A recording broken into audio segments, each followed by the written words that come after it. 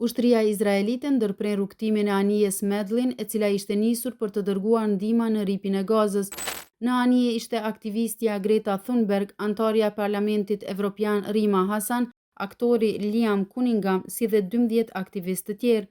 Greta në një deklaratë të saj tha: "Jam gati të jap jetën time për 100 kg miell të mbri në Gaza." Sipas organizatorëve, Medlin transportonte ndihma urgjente për popullsinë e Gazës, përfshirë ushqime bazë, produkte për foshnja dhe gra, pajisje për pastrimin e ujit, materiale mjekësore dhe proteza për fëmijë. Ministria e Jashtme izraelite ka konfirmuar se ushtria ka sekuestruar anijen humanitare Medlin, e cila po lundronte drejt Gazës dhe po e tërheq drejt brigjeve izraelite. Sipas deklaratës zyrtare, aktivistët në bord do të dëbohen në vendet e tyre të origjinës. Forcat detare udhëzuan Medlin të ndryshonte kursin për shkak se po i afrohej një zone të ndaluar, sipas bllokadës detare ligjore që zbatohet ndaj Gazës, tha ministria në një postim në rrjetin X.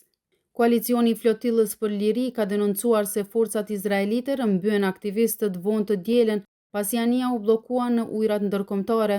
Komunikimi me anijen është ndërprerë që prej ndërhyrjes ushtarake. Pamje të mëparshme treguan anijen të rrethuar nga mjete izraelite me ushtarë që urdhëronin aktivistët të ngrinin duart. Sipas deputetes francezo-palestineze Rima Hasan, në bord u aktivizuan sirena pasi dronët izraelit spërkatën anijen me një lëng të bardhë. Raportuesja speciale e OKB-s Francesca Albanese konfirmoi se mbi anije u pan 2 dronë të tipit të rrezikshëm.